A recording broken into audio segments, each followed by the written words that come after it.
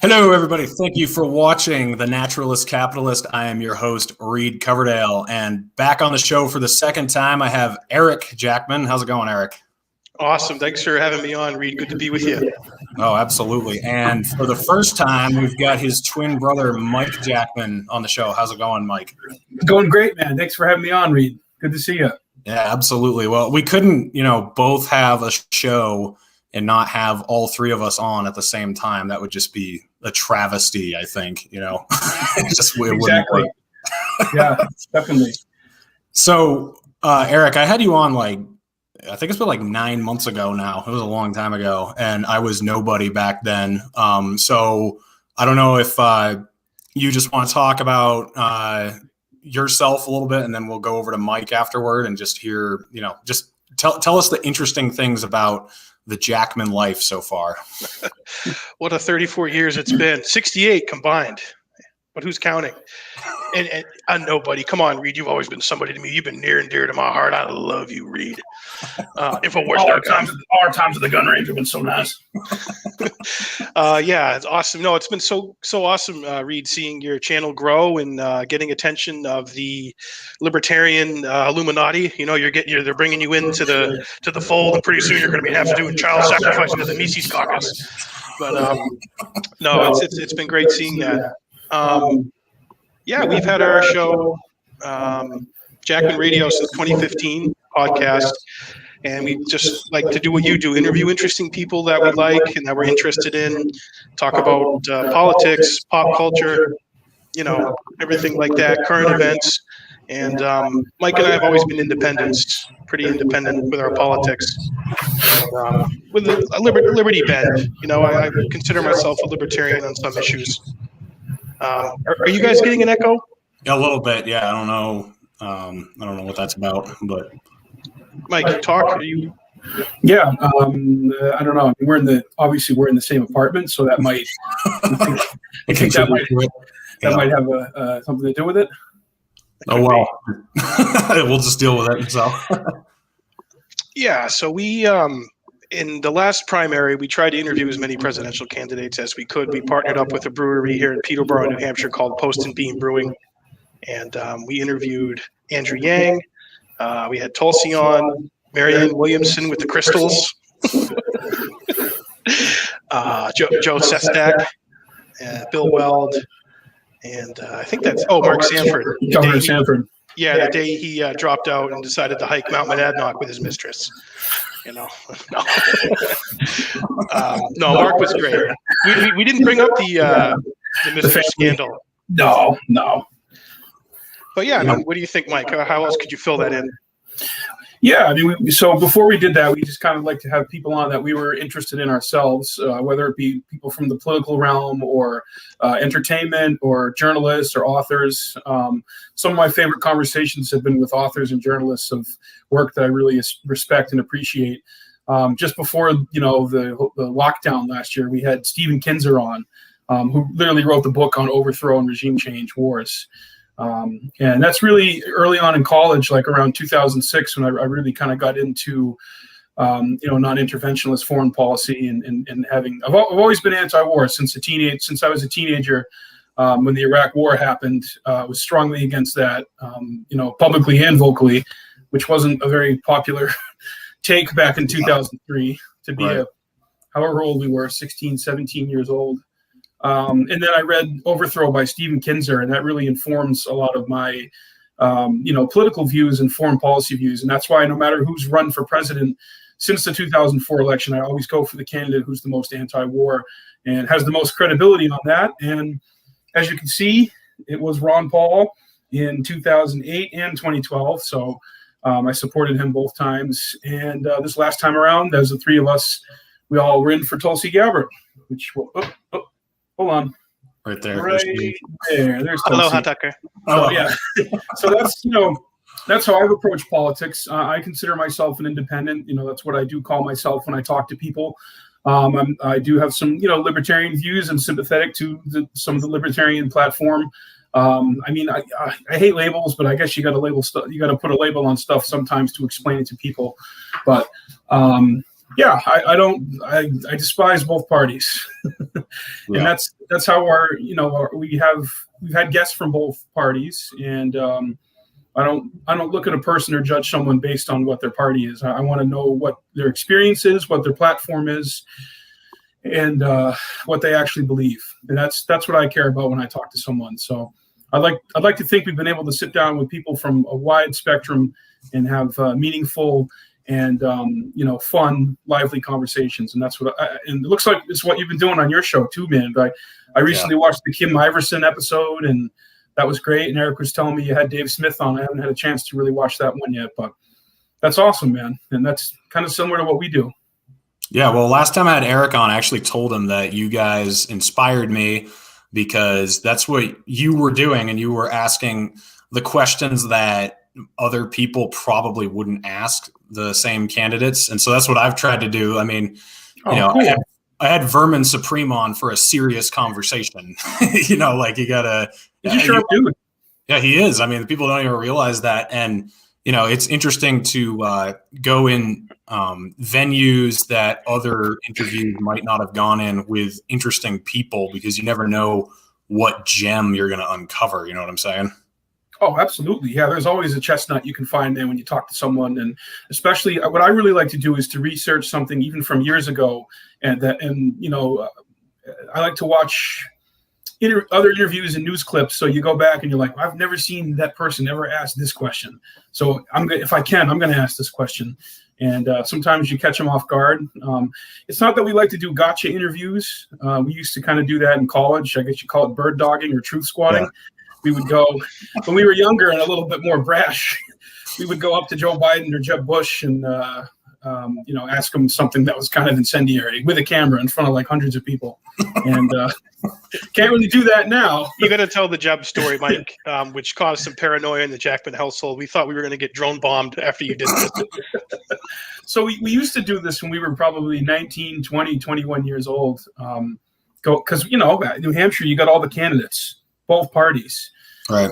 And both parties are full of crooks and corruption and scheming and dark arts. So, you're like, wow, man, I want to know about that.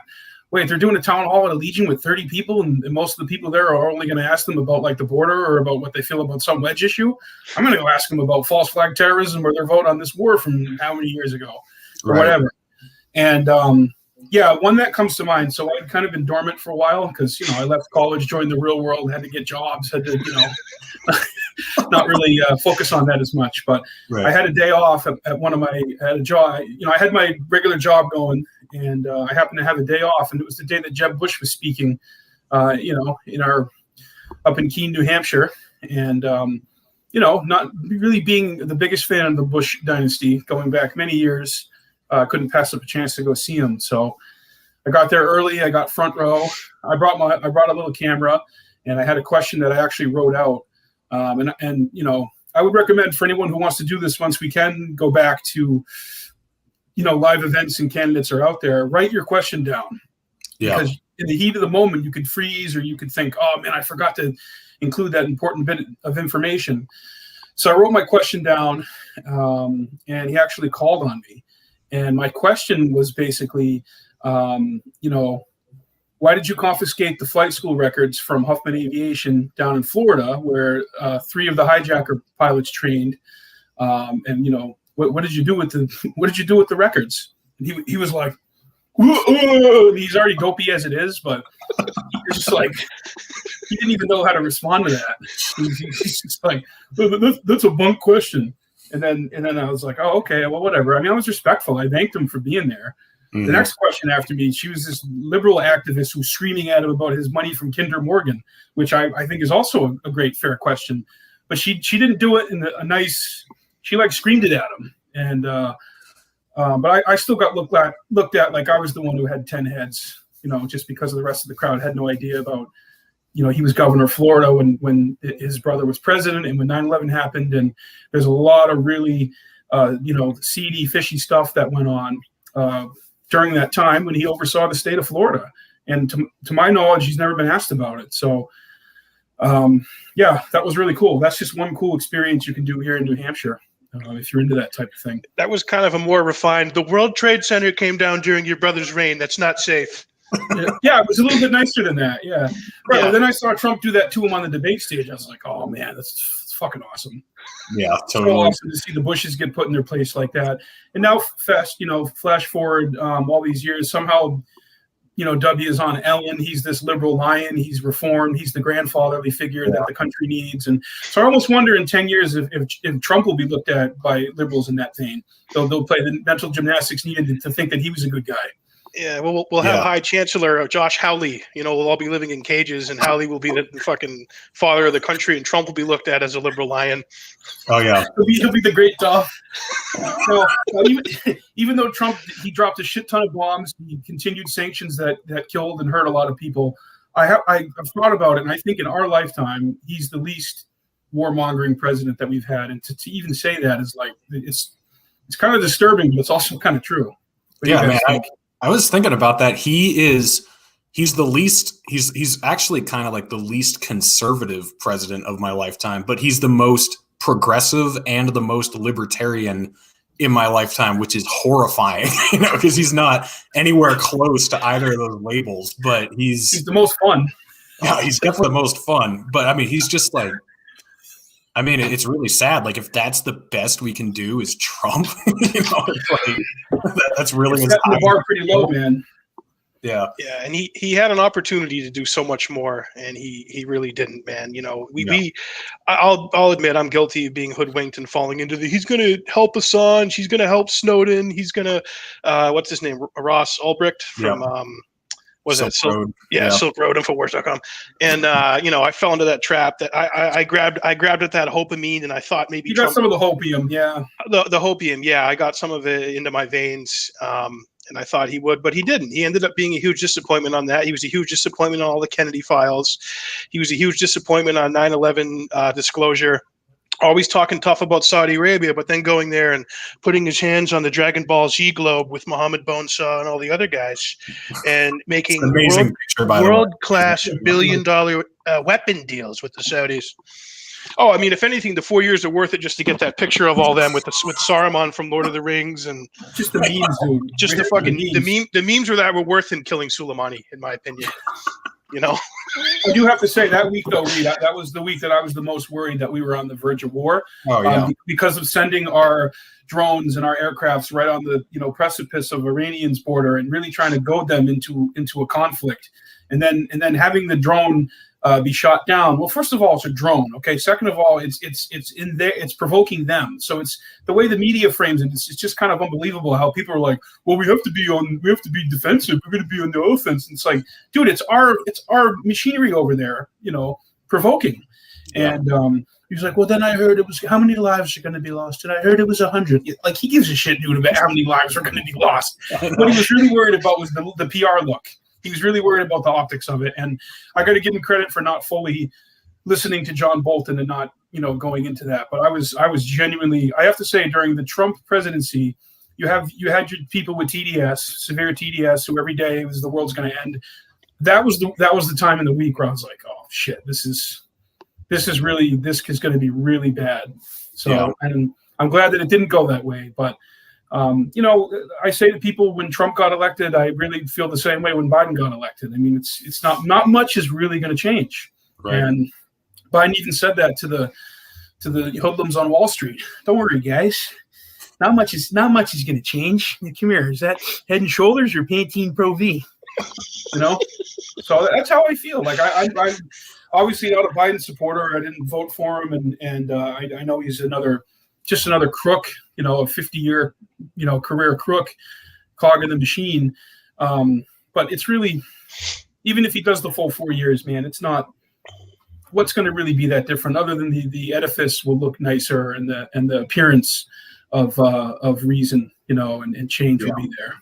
And he's going to disappoint so many of the neoliberals and the progressive wing of the Democratic Party that would have been for Bernie, who said, well, we got to support Biden because, he's our best bet. He's the lesser of two evils. And they already are disappointed. and you're just going to see more of that. And that's he's such a cuck, Bernie. He's like the biggest cuck ever. I've never liked him, but we have a cuck flavored ice cream coming from Burlington. Okay, it's cuck flavored. It's got walnuts on it, and it's got multi-generational and multicultural sprinkles. It's going to be really good. Okay, it tastes really good. It kind of, you got to get the, you got to get the taste out of your mouth after you eat it because you just had a cuck session, but it's good. Trust me. And then Rand Paul's a cuck too, but like we've talked about this. Trump is like a goldfish when it came to. I think you said that, Eric. He's just like he's the great goldfish. His views on like very important issues will reflect the fucking guy who brought him lunch who was just in the Oval. What do you think about this, Johnny? And then Johnny would be like, I don't think we should do that. I think that's a great idea. Then he'll like fucking call an impromptu press conference and say, many people are telling me, many smart people are telling me that we shouldn't bomb Iran, so I'm not going to do it. And it's the fucking guy that brought him his Big Mac, Yeah. So like, goldfish. Yeah, I mean, I almost think like Rand Paul, as much of a fucking weasel as he is, that he's the reason we didn't go into Iran. Like, I almost think that. Too, man. No, I was just saying that the other day, dude. He got to golf with the king, so when Lindsey Graham's golfing, they're talking about how they can get more money for aircraft carriers, so he can go and he can rub the lotion on the troops' backs. Rand was talking about how to not go to war and maybe go back to the gold standard. He was on the golf course, so he probably wasn't. You don't picture Rand as a guy who really is like an athlete or interested in sports, but he was just there to make sure that we didn't get any more regime change wars. And you do got to give Rand credit for that, and I do. Him and Aloha Tucker. Tucker was screaming about not attacking Iran. Yeah, which is just seeing that dude's transformation, from what he used to be to what he is. He's, he does it for the ratings and to get a certain audience. I get that, but to Tucker's credit on that, he was very outspoken against attacking Iran, and was also very outspoken in supporting the 9/11 families to get justice with Saudi Arabia, and whistleblowers like our good friend John Kiriakou, who was CIA for 14 years and blew the whistle on waterboarding and torture. So Tucker, to his credit, was good on those things, and that's where I was hoping the king would come around on some of those and be a little better, but we were pretty let down. Yeah. I mean, this is what I like about you guys. You guys find the best in everybody. I'm a pessimist. I tend to find the worst in everybody. So like even the people I like, but I'm really impressed at you guys. Like you see the bigger picture, and that's Eric, I met you before I met Mike, and I was pretty uncomfortable on the Tulsi Gabbard campaign because there was several issues that I definitely was not in agreement with. And then I met you, and you were talking about the Ron Paul 2008, 2012, and the Rand Paul 2016, Gary Johnson 2016 campaigns. And I was like, okay, I'm trying to see the bigger picture here and what's going on. And you actually were the first guy that made me feel like, okay, I belong here, Oh, good, man. Yeah, I'm glad I eased your worried mind with the aloha. Come in. The aloha is so warm, Reed. It's so nice. Okay, we're going to be on surfboards with AK-47s, sprinkling aloha all over the state. No, that was great to meet you through that, Reed. And absolutely, I know how you feel. I mean, I don't agree with everybody on everything, obviously. Yeah, we're big guys. Yeah, and I've, like I said earlier, man, I've really tried to consistently stick to the issues that are really paramount to me personally. It's privacy, anti-war, and the whole mass surveillance thing that people for some reason just either don't talk about, don't know about, or they're okay with it. They don't care about it. And those have always been three big issues for me in every election cycle, and it's really gotten worse and worse. It's just I feel like it's gotten worse and worse since. NSA, if you're listening, fuck you. Go fuck yourself. I had a flip phone until last year. Yeah. Tell them all how you feel, boys. Fuck you. Infowars.com. Rattle the codes, folks. Rattle the codes. Stop turning the frogs.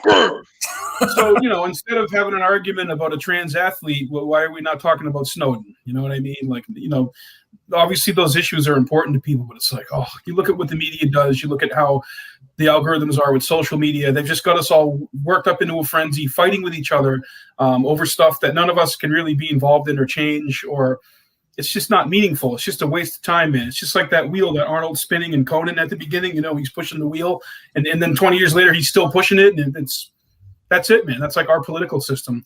And that's by design. They want it to be that way. They don't want people to talk about uncomfortable subjects like torture, like the wars we've been involved in, the money that we spend on these wars, the impact that it has on other countries. And, quite frankly, this is why we are seeing still a rise after 9/11, after our involvement in the Middle East, in extremists and in the creation of terrorists. We create them with our foreign policy, with our bombs. I mean, think if you lost your house and your family, your livelihood, your way to provide for your family, you lost everything. I mean, what else do you got to lose, man? You're going to take up arms. You're going to become radicalized. You're going to join a cause that you think is fighting against the people that did that to you.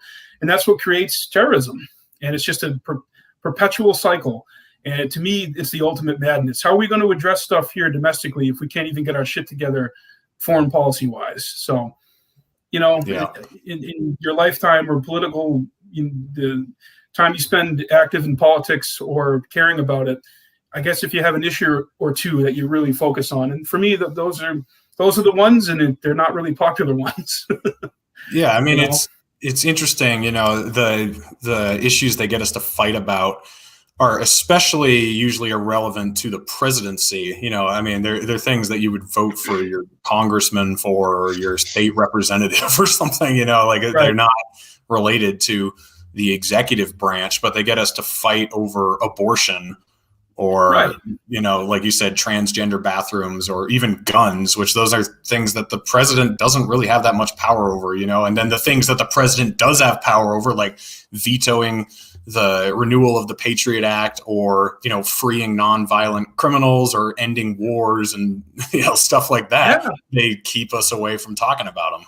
And this is both parties. This is Democrat and Republican, man. Every 4 years, it's the same old song and dance. It's the bread and circus, and nothing really changes. The needle might get moved a little superficially, but if anything, it just gets worse, man. The propaganda and the short attention span that they've kind of inflicted upon everybody it's astonishing. It's really astonishing, the short-term memory and amnesia that we seem to have as a country on really big issues. Yeah. We've been boiled down to a TikTok attention span. Yeah. You should get, you people that say TikTok, you should get on TikTok. You should go on TikTok. The person who tell you they got like fucking 3 brain cells, We should do a 3D print Patreon GoFundMe and 3D print them a new brain,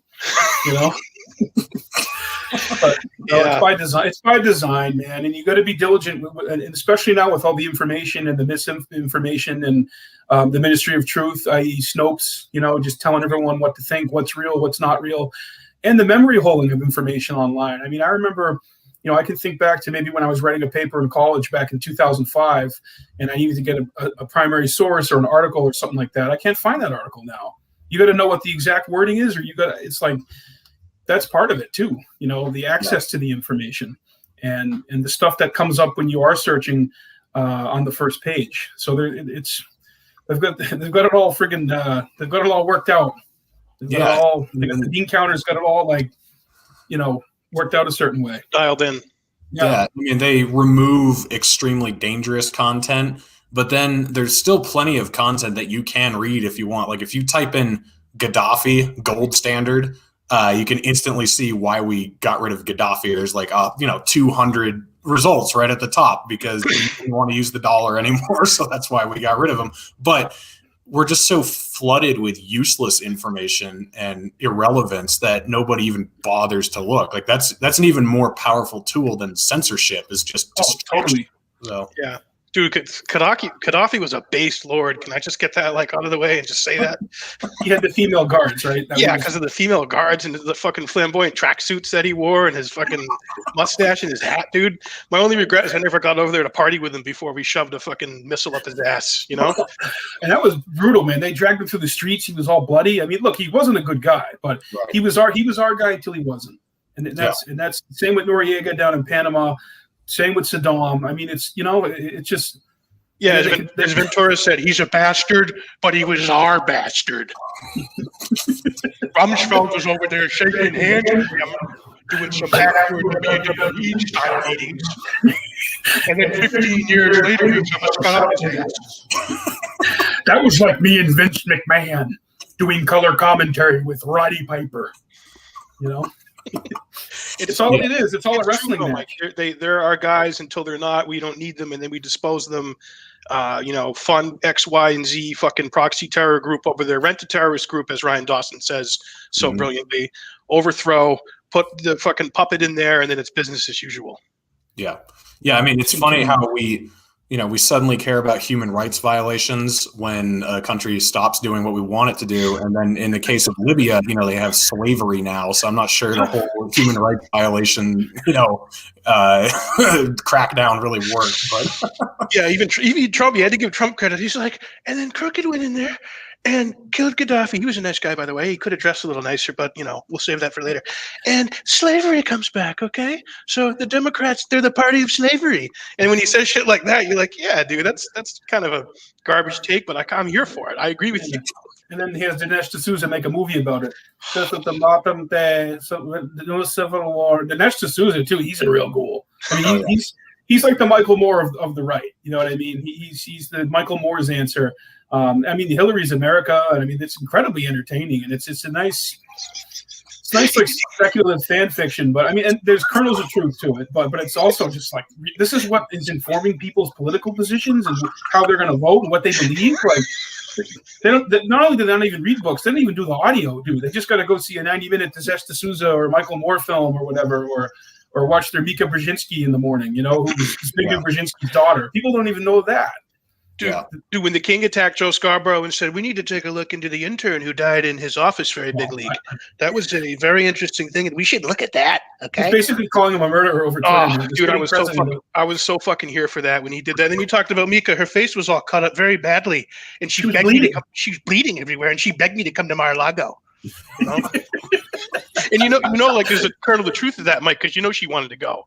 Oh, he did dude. You know what? Anyone would be lying, dude. If you had a chance to go to Mar-a-Lago, I'd be there. I'd be there. Let's try to get the three of us to Mar-a-Lago so we can push Trump a little more in the liberty direction after he, assassinates another general. We got to bring Ryan Dawson with us. The four of us will go. That'd be way too based. It would. So this spring we'll go down to Mar-a-Lago for some golf, and then this summer we'll head on over to Bohemian Grove in California. We'll go on over to the Grove, get our robes, get fitted for our robes. We'll go in there, we'll have a good time. Henry Kissinger hanging out with coconut bras, doing a dance in the cha-cha with Colin Powell. This is amazing stuff, folks. Hey, Clint Eastwood's got a nice butt for an old man. I'm not gay, but Clint Eastwood's got a nice butt. He got some the outlaw Josie Wales got some nice ham steaks on that. We could bring the head of the Boog, the head of the Utah Boog.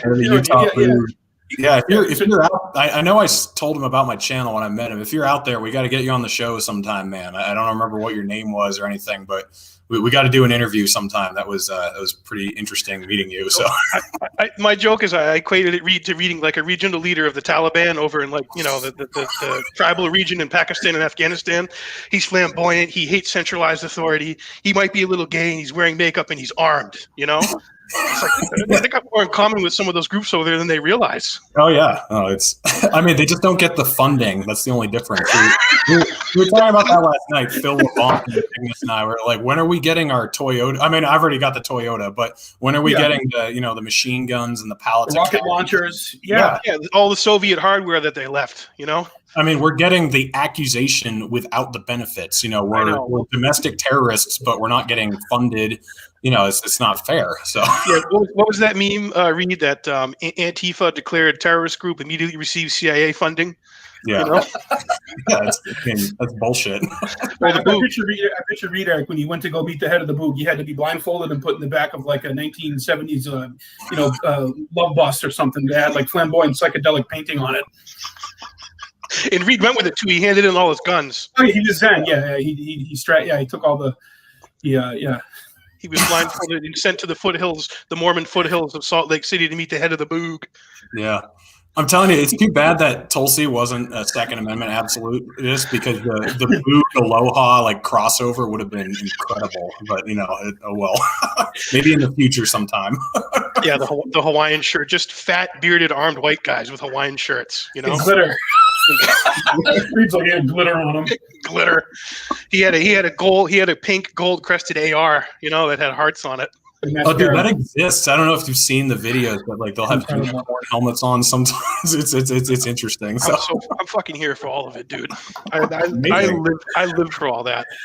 Oh, that's real freedom, man. My hat's off to them all. Oh yeah.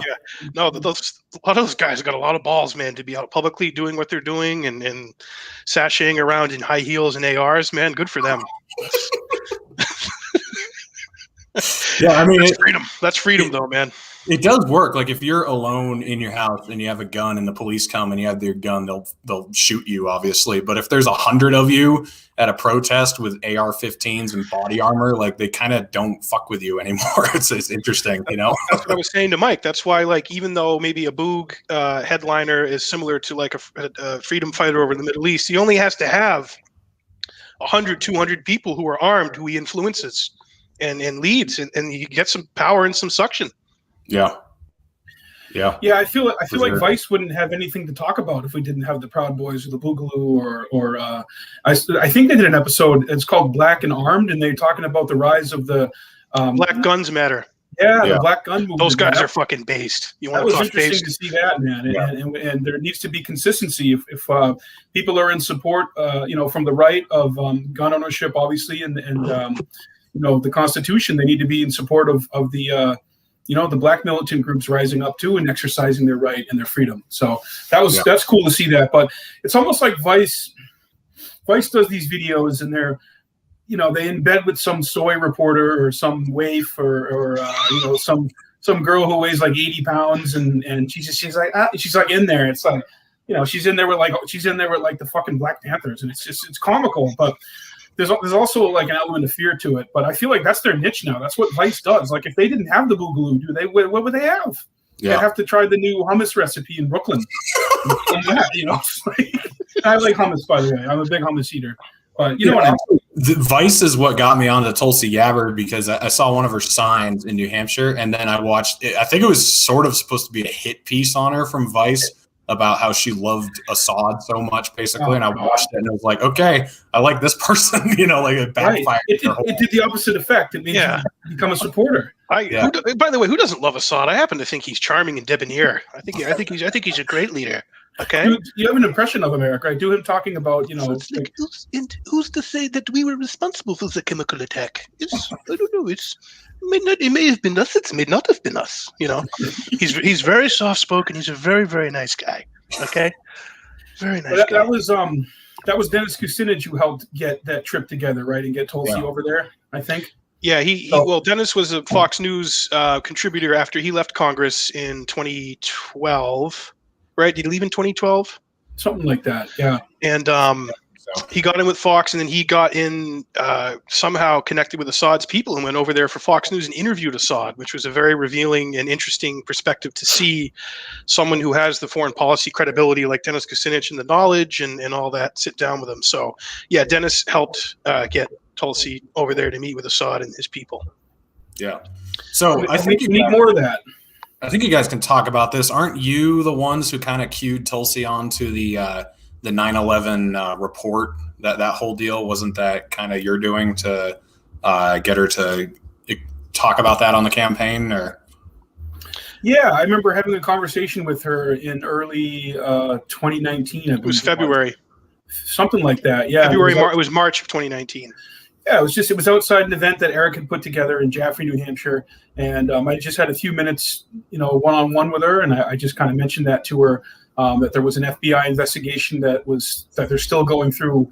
I think it's something like 80,000 documents down in Florida, and a judge was ruling on them, and a lot of it had to do with a family that lived in a gated community down there, I believe in Sarasota, and several of the hijackers were coming and going through and visiting. And, this family, they were Saudi. They left about 12 days before the attacks. They took off. They left food in the fridge. They left their a car in the driveway, and they took off. And so that was part of the deal. And, I mean, there's all kinds of stuff with Saudi Arabia, with the funding coming from the princess that got funneled to the hijackers out in California, whose names were in the phone book. They're out there living with a basically an informant, and a Saudi dude. And so there's all this information. And I just kind of I mentioned it to Tulsi, and she's like, oh, I was not familiar with that, but I will look into it.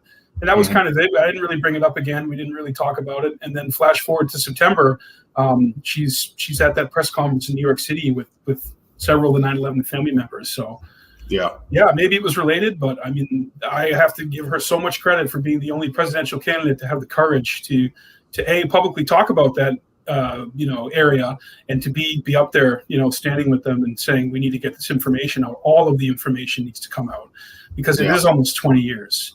And you can't use the guise of national security to say that information doesn't belong in the public record. I mean, so that was cool to see that. Yeah. So do you guys have that video with Ryan Dawson he did 9/11 for adults, or was that just on his channel?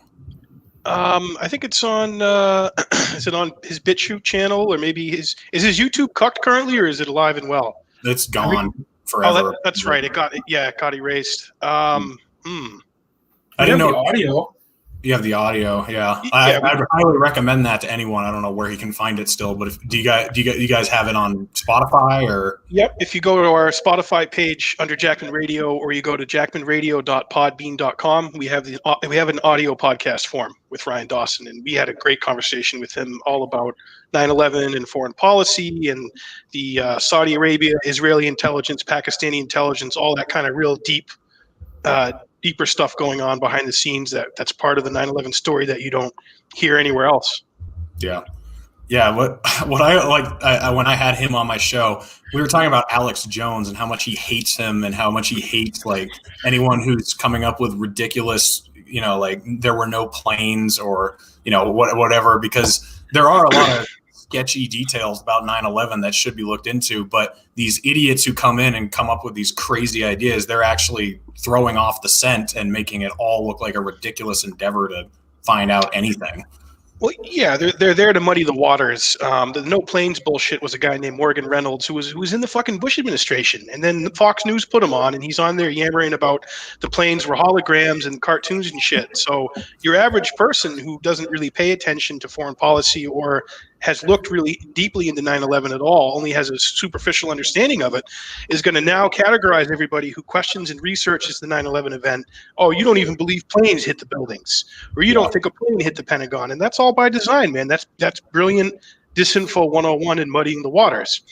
And Alex Jones, he played his role in it, whether he did it for whatever his reasons were. Money. I mean, he wanted to make money and get clicks and whatnot. But I think if you just keep pushing the real information and the good information and the real researchers and the people who have done the work and who aren't circus clowns, it will get to people eventually. It takes time, though, unfortunately.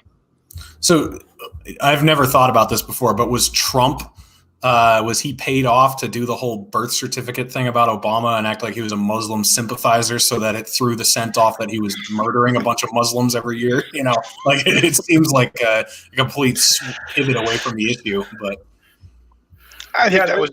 Oh, go ahead, Mike. That kind of launched his foray into the CPAC crowd, because that was back in 2011 when he was really 2010, 2011 when he was really hot on that, and that kept him. That kept him on the 24/7 news cycle, and I doubt that he even really believed it. I mean, he was like, "I sent one of my investigators to Hawaii. You wouldn't believe what we're uncovering. We're going to show that really soon." And that was, I don't know, 12 years ago. We still haven't seen it. So obviously, it was complete bullshit. Obama was born in Hawaii. It unfortunately it galvanized and a lot of people who already are racist to be like, okay, I see what he's doing here. He was doing that. I mean, it was racially tinged, of course, but it was also just one of those conspiracy theories that you can get a lot of people to kind of get on board, because you muddy the waters a little bit. You throw in, you don't 100% commit to it, but you throw enough, kind of conspiratorial questions at it where it's like, oh, this could possibly be true, and I'm going to get people interested in this, and eventually to support me. So I think he did it for those reasons. I think it was crass, but I also think it was a kind of a brilliant strategy on his part, unfortunately. Yeah, he was building the MAGA-chud infrastructure before the 16 launch, before it went real world, before he did the Prestige and the Turn. Yeah, that was just a vanity project that the King does. He does that shit because he loves the sound of his own voice. I mean, who doesn't? You would if you sounded this incredible. And that's why he did it, and it got a response. Yeah. I mean, It's funny because I was a dumbass neocon in high school, and I did like Ron Paul, but I wasn't really listening to his philosophy. I just was like, wow, this guy's actually a conservative and he actually means what he says. That was about the depth of why I liked him. But it was really in 2014 that I started really listening to what he had to say, and I was listening to what his son had to say before he was a weasel. And he, I really started understanding that Obama was not what the Republican establishment was painting him as. He was actually the same thing as the Republican establishment, and there were just a couple people criticizing him for all the bad things he was actually doing. So that whole, I think you're right. They kind of hijacked the whole birth certificate thing to back up their narrative, and they basically were framing him as a terrorist or a Muslim sympathizer, which he was a terrorist, but just not in the way that they were describing him. It's kind of funny, but it's the same people who were calling Joe Biden a socialist. It's just fucking ridiculous. It's ridiculous. And they're the people who said Trump was presidential when he dropped the Moab. It's that same type of dogmatic belief in the institutions. Yeah. Look at that. This is the moment Donald Trump became presidential. Yeah. Sick. Yeah, it's just sick. It's worship of empire, and that's what the media exists to do. They exist to gloss over the realities of a belligerent empire, and package it in a nice, neat 30-second soundbite. Put some big-breasted, tanned-up, blonde media poodle in front of the camera to deliver it to you. So you're just like, Muslims bad. We should bomb the Middle East. Yeah. Drink Coke, watch football. I'd rather fight them over there than fight them here. I'd rather fight them over there. Yeah, I mean, don't you think it seems like they're getting bad at it now, though, because they're so obvious. Like the news media is so biased and so ridiculously propagandistic at this point.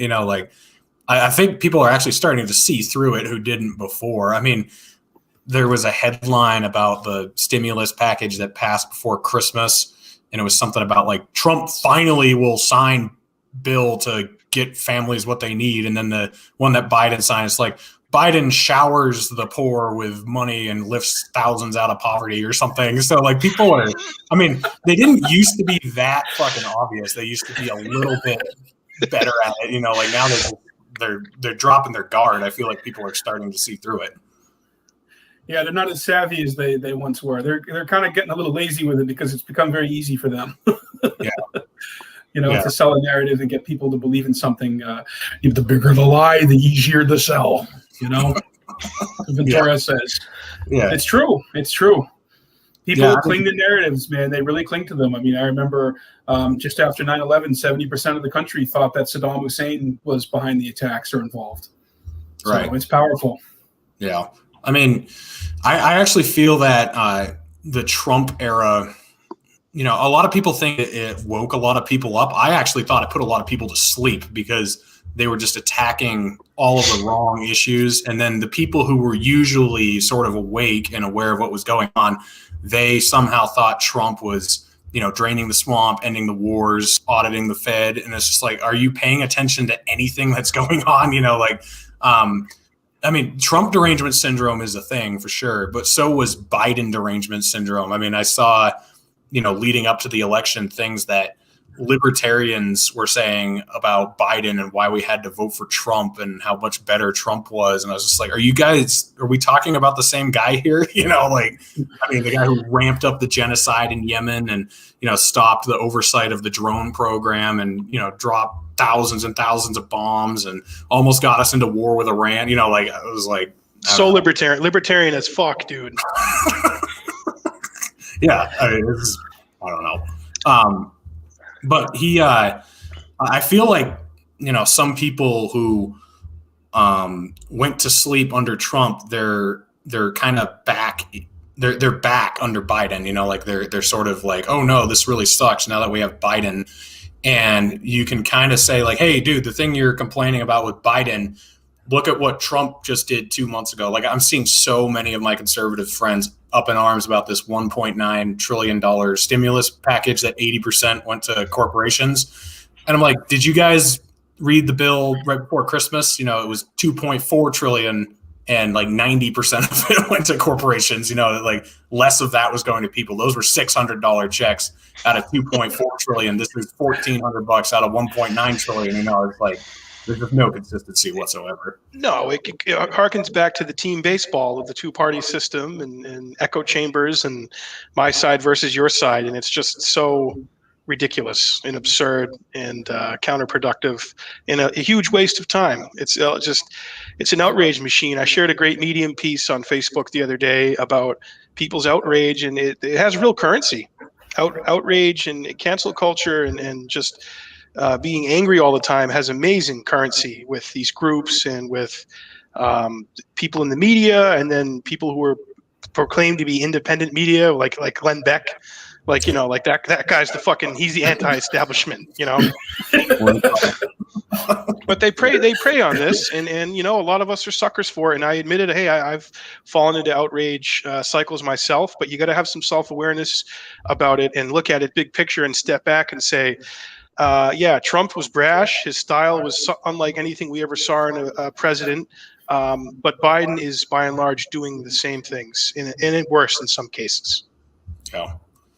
Yeah, so why don't you guys talk about your show a little bit, because you've it's evolved. You've got an in-studio like set up now, and you're having guests in person more. So just tell us a little bit about that. Yeah, we had so our buddy has a basement studio in Milford, New Hampshire that he built. He's also a producer and a drummer and a musician, really talented guy. Shout out to you, Ricky Gray. Been one of our best friends for 20 plus years since middle school, and yeah, he turned his basement into a recording studio and got all the gear, and he's been producing our show since last fall. We would do like we would record it over Zoom or whatever, and then he would get the audio and release that. So he's been working with us since then. But now that he's got the studio, we just go over there once a week and try to get a guest in studio. But if not, it's just the three of us kind of talking about current events and, reviewing movies. We throw a little bit of, we throw a little Soma in there, man. We like our media and our pop culture, to an extent. You can't all be serious all the time. Yeah. So yeah, we do a mixture of politics, pop culture, music, film, conspiracies, Epstein. We talk about Epstein every episode, because the mainstream media is not talking about the Epstein case in any meaningful way. That's another distraction, the way they talk about it, unfortunately. So yeah, just issues that we care about, that we're concerned about, and follow up on stuff maybe from years ago if there's an update on that. It's crazy how things do kind of come full circle in some of these stories. And we love having guests on. So we had our friend Cullen Tiernan from the Tulsi campaign, who we all met mutually, and he was our first in-studio guest for this year. And we got a couple others that we're working on. So, and we got another surprise coming to the studio that's going to add to the flair. We haven't released that yet, but that'll be coming soon. People can see. I leaked those documents to Reed. Reed saw those documents. He's kept them secret, so I know I can trust them. You saw the documents, Reed? You saw the Northwoods pen to paper plans for false flag terror.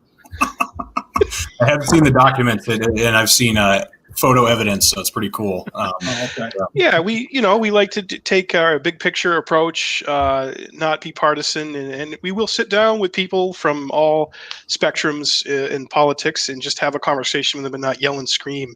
And that's what's been great about your show, Reed, and that's what's great about independent media that is truly free from corporate influence and from the corrupting and toxic money of corporate powers and the war machine and the Pentagon, where you can actually really talk about real issues and do it in a way that you don't get to see by the mainstream legacy media, as they call it.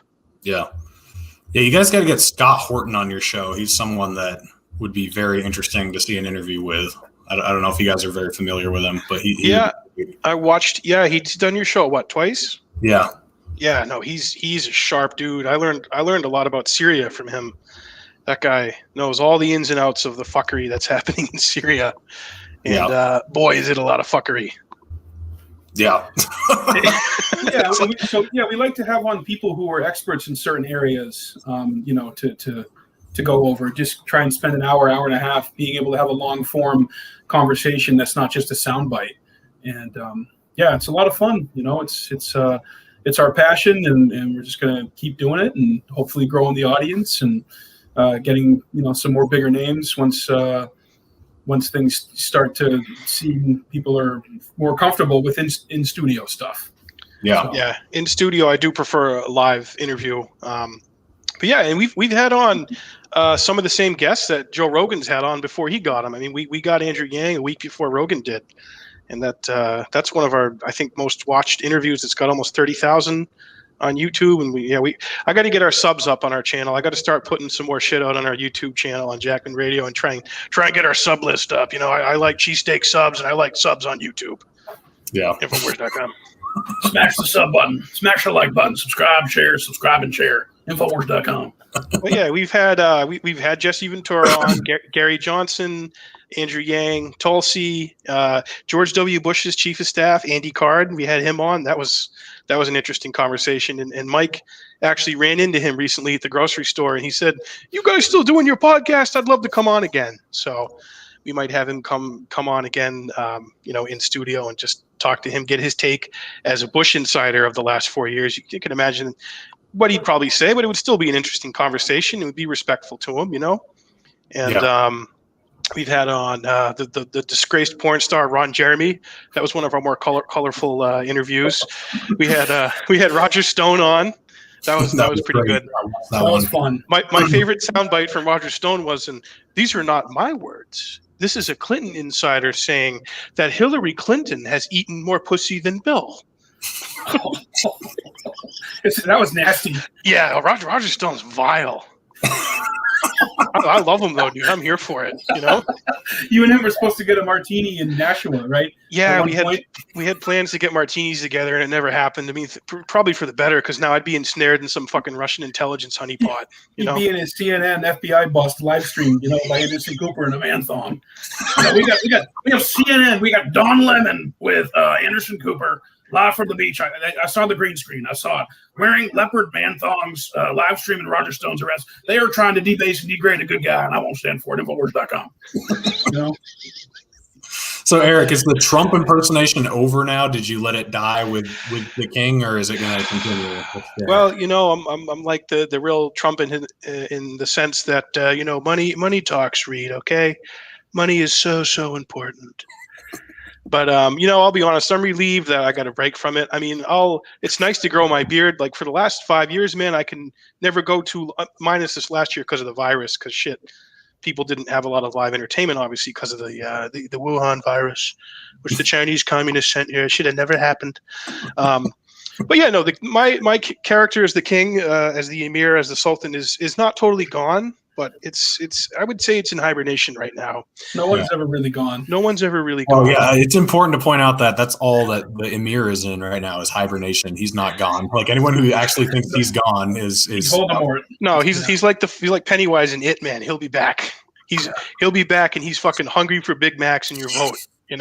Yeah. But no, I'll if people have a cool event they want to do where they want to have a Trump impersonator or a cool media hit, or someone wants to pay me a certain amount that I like to get, then yeah, I'll fucking put on the clown suit and the bronzer, and I'll go out and entertain people, because at my core I'm an entertainer. I like to make people laugh, and it's a great form of expression. And he's the king. He's so much fun.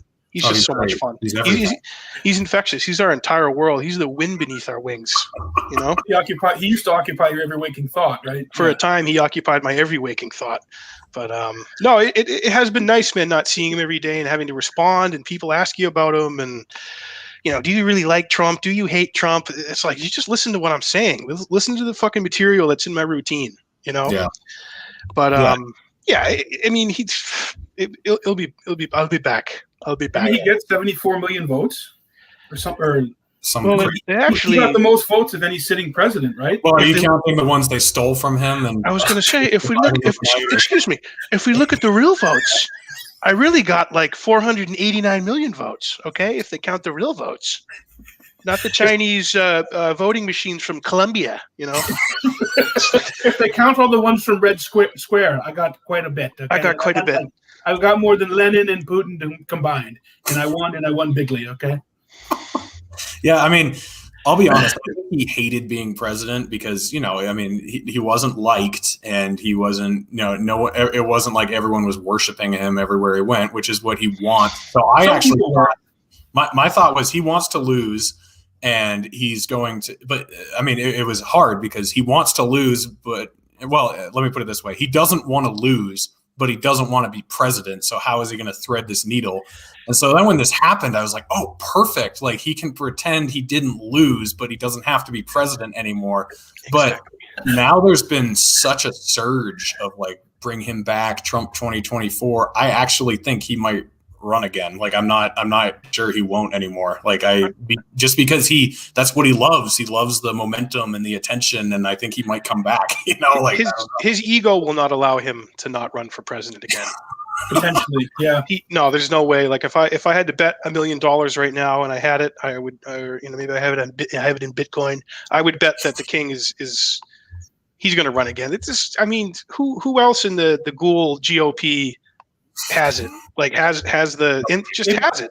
Maybe DeSantis, man. They're propping him up. DeSantis is a based lord. Yeah, he is very based. He's being. Don't worry, you're going to see him, man. You're going to see DeSantis emerge for sure. Anytime you see a political piece that's from their magazine 3 or 4 years before an election cycle, pay attention to that, because they did one on Buttigieg, and even before that, I saw stuff about Buttigieg. So back in like 2017, 2018, I'm like, well, look out for this guy. He's definitely going to run. So I'm calling it right now, folks. DeSantis is going to run for president in 2024, especially if Trump doesn't do it. If Trump does do it, he's going to be the VP pick. Infowars.com. Well, I mean, Rand Paul got like 2% in the CPAC poll, so I'm still holding out. I think he's got a pretty good chance. Dude, I don't think anybody hated running for president more than Rand, dude. He just had no fun. He's just so miserable doing it, dude. He hated it. Does that guy ever have any fun?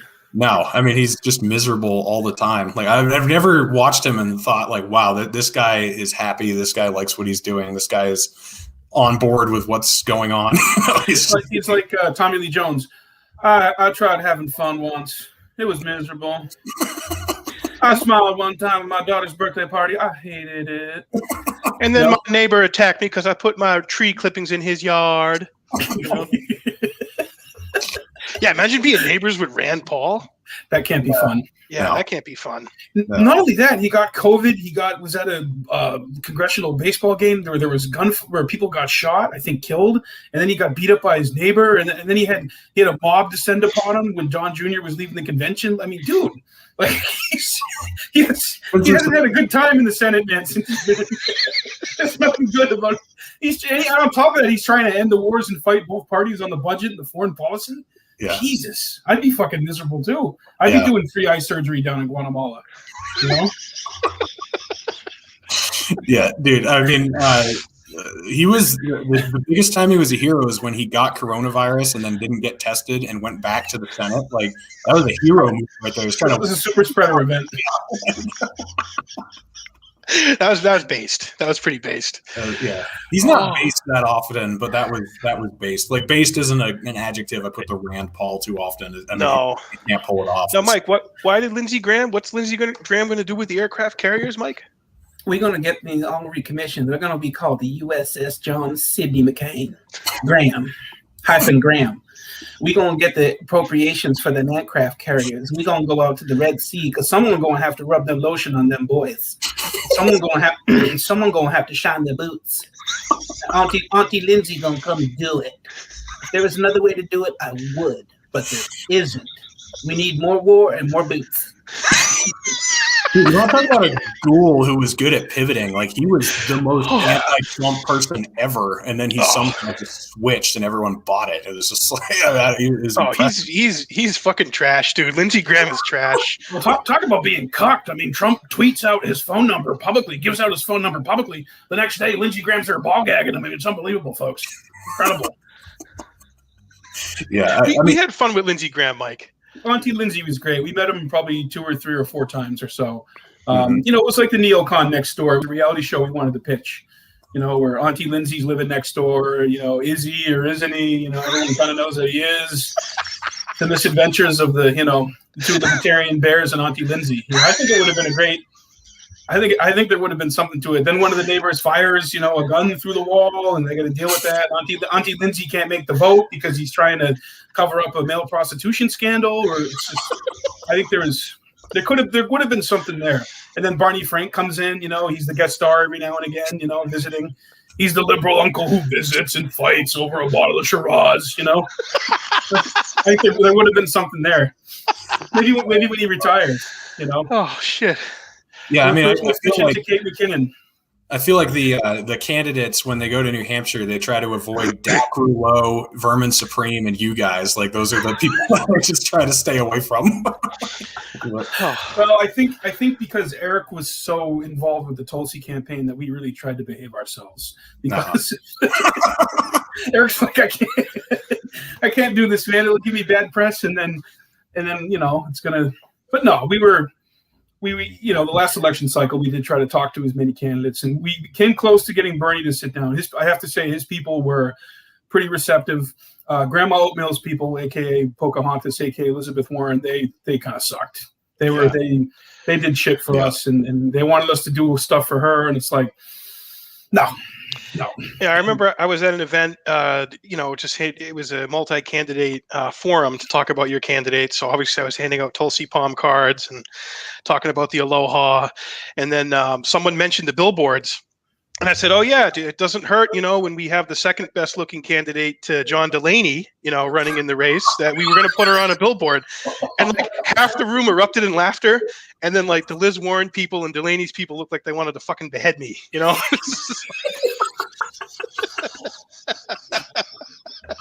John Delaney. John Delaney, what a loser. What a capital L egghead loser. Didn't he spend like 10 or 15 million of his own money? I think he spent probably 50 million between Iowa and New Hampshire to put together events that like 3 people he had to pay to show up to would come to. He couldn't even give his books away, his doorstops, But no, I was incredibly well behaved because I knew in this area if I said or did something, I didn't want to reflect badly on Tulsi's campaign, because I did take it very seriously, and because 2016, dude, you were just Joker. You were out there dressed as Trump, and you still did that, but a lot less during. I was agent of chaos in 16, dude, like the king. And you don't have to worry about sullying Gary Johnson's campaign with humor. Like, he does that to himself more than you could in any amount. So, I'll tell you, Reed, that story Dave Smith told about the green room at Fox News yelling at Gary and he fucking just putting his eyes down like a puppy dog at his shoes. I was like, that is so Gary, dude. And fucking Dave, I can't believe Dave. I mean, I can believe it, but I had a lot of one-on-one time with Gary. Gary's a sweetheart, but at the core of what Dave was saying is he's right. He doesn't inspire a leader. He's not a leadership that inspires people to get behind him. You got to give the king credit for that. As ghoulish as the king is and can be, he does inspire that in his devotees and followers. His Triumph for the Will rallies do the revivals. I mean, between the both of us, we went to probably 8 of them. Yeah. I regret that I never had that experience. I had the opportunity I had free tickets and I didn't go. I do regret it at this point. I mean, at the time though, I thought he was going to win. I don't think anyone other than Peter Schiff thought he was going to lose re-election until like 2020 mid-year came around. That's when I was like, okay, this guy's not going to win. But yeah, 2019, even if we had gotten Tulsi, I thought she was still going to lose to him. I was like, this guy can't be beaten. Like, he is, he's the demigod. Like, he can't take him down. But he's the emperor. Yeah, I agree, Reed. I actually felt the same way, until sometime into 2020. And I really think the virus had a lot to do with that. Because he could say, oh, we rebuilt the economy. It was the greatest economy that we were ever going to have. Yeah. And there was some truth to it. There was some truth to that. And that's important to a lot of people. So, and there's a lot of voters who would just vote on that one issue. So if you lose that, a lot of those voters, man, who maybe would be independent or are not just partisans, he lost a large chunk of the demographic. But it was interesting to see a lot more minority voters go for him this time around. That was interesting. I think that says more about Biden than it does about Trump. Because I don't think either of those candidates would particularly inspire great racial equality and racial justice. Look at my African. Look at my African. The guy who wrote the crime bill, and the guy was like, I don't want black people counting my money. I want little guys with yarmulkes counting my money. It's like, oh, and then the Central Park 5 racist thing that he wrote that he never recanted. Those guys were all innocent of assaulting that jogger in Central Park. Remember that he took out a huge full pay. I think he spent like $100,000 on this ad, and it was just bring back our police. He called for the death penalty, and they were all innocent. And he was so strong, dude. And when they got released, he never acknowledged or apologized for it. So it's like, how much do we love him, though, dude? How much do you love him? He's the best. He's the best evil warlord ever. I mean, he can't get any better than that. He is literally the biggest troll that's ever lived, dude. And without Twitter, man, I really feel like that's a game changer going forward for the Emir. Like, there's only so many times that he can steal Don Jr.'s BlackBerry, and use that. So that's going to be interesting because there was pushback from big tech in Silicon Valley against the king for sure.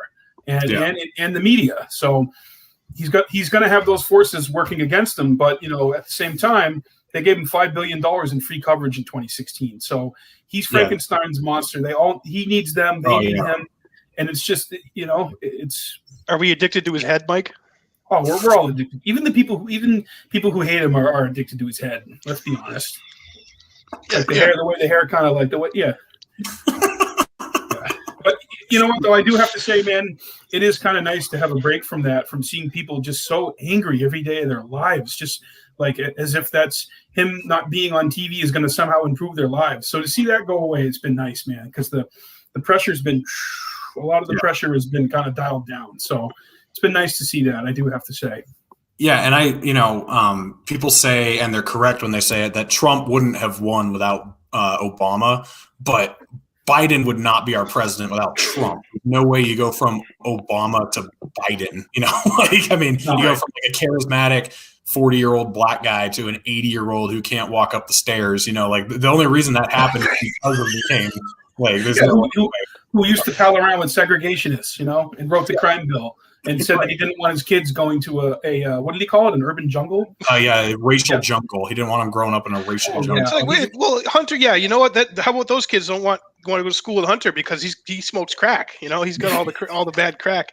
And look, it turns out that Mike Lindell was Hunter Biden's crack dealer, if you could believe that. Unbelievable.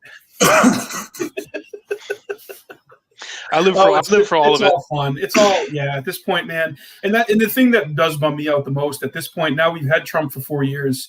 We're back to Biden, which is back to normal. I hate that shit, but we're not. I don't know that we're ever going to have another candidate like Tulsi Gabbard, that someone who obviously is not perfect. No candidate's perfect, or that we agree with 100%, but that we could truly get behind. Like I haven't been that excited for a candidate since Ron Paul, and I don't know. Who knows if it's going to come around again at this point? So. Yeah, I mean, Kerry Wedler has kind of black-pilled me. The whole idea of even if he had won, even if Ron Paul had won in 2008, which was 13 years ago now, they would have killed him. Look at what they did to Trump. Trump was not against them. I mean, he was with them 9 out of 10 times. Right. Yeah, that's a great point, Reed. All the shit they did to Trump just because of that 1 out of 10 and just because of his rhetoric, if Ron Paul had gotten in, he would have taken a car ride through Dallas, real quick, I think. I mean, I really do. I think they would have done, or they would have impeached him. They would have found something to impeach him for. And Moy newsletters on steroids. Yeah, they would have done. Yeah, you're right. I think you're right. And I think it's like the same with Bernie. If Bernie had gotten in there, how much of his agenda would he really have been able to do? Because he would have had Democrats against him probably just as much as Republicans. And also how much on the issues. How much would he have tried to do if he got in, though? We're talking about Bernie here. He would have gotten in and then just been... I don't want to work. I want to draw a salary and I want to hang out, eat my Cock Ben and Jerry's flavored walnut ice cream. But yeah, and Ron, I don't think would have been able to get much done either, man, because he certainly had his ideas about what he wanted to do, and I think he would have done a lot of deconstructing of the departments and of the whole system. And a little bit of that happened with Trump. Obviously, he didn't care about. he really didn't care about much of anything traditionally. And he was more than happy to let posts stay empty and be vacant like his whole 4 years. But it also shows you like things kept moving. I mean, things are, how important are those positions? Probably 95% of them. Just get rid of them and make them, get a real job. Yeah, I mean, the fact that Betsy DeVos was in charge of the Department of Education, that just proved what a stupid fucking department that is. How useless. It's just like, oh my God. Yeah, who slid under the radar too was Ben Carson. What did he do all 4 years? Well, first of all, what we must do, we must look at the pyramids and all the grain that is in the pyramids when the aliens come down, and we want housing for them. It's like, what did he do? Does Ben Carson even know what he did the last 4 years? Was he the guy who said that the pyramids were what Joseph built to keep the grain in during the famine? That was him, right?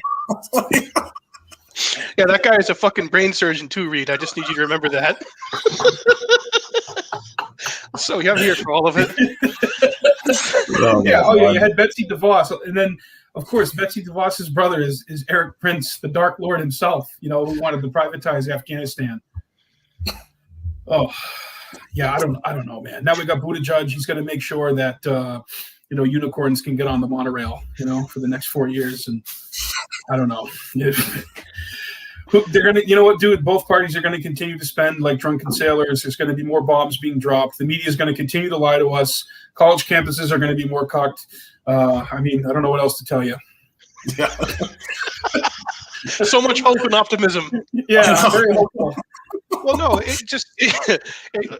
I'll try and up that a little bit. It just goes back to on the individual level, man, like what you're doing with your channel, Reed, what Mike and I try to do. Your sphere of influence, man, you can be a big drop in the water and those ripples can hit the people around you and show them something different, show them some information or some knowledge that they maybe didn't otherwise know. And then maybe they'll show someone that. And it will have an effect. That's really all we can do. That's what we can do. And when you keep doing it with passion and humor, and that's what we do. So yeah. So it is spring, and we should be positive. And the weather's getting nice here in New Hampshire. The black flies will be out soon. So black flies matter. They'll be out my nose and in my mouth and in my ears. Yeah, it will be all flies. All flies. Yeah. People who complained about winter will now complain about summer. Yeah. So, yeah, no, I think that's a really good point, though, that, we make a difference even when we don't realize it. And you guys, especially, I mean, you've talked to so many people and had so many influencing figures on your show, and you've been involved in so many campaigns. Like, I mean, the fact that, Eric, like you being I think I met you when she was filing in New Hampshire at the Capitol building or whatever. And I got to admit, like I was super conflicted. I was like, do I really belong here? Is this really what I should be doing? And, if I hadn't met you and I hadn't stayed on the campaign and I hadn't been, I hadn't had my brain like opened up and destroyed by being involved with politics, like I wouldn't be where I am now. So, just like the littlest involvement from everybody just encourages other people to get involved and start caring and start doing stuff. So, I mean, I think that's really what it's all about. Thanks, man. Yeah, it was really refreshing for me that year to be with Tulsi and on the campaign, and met so many great people that I plan on keeping in touch with and have been.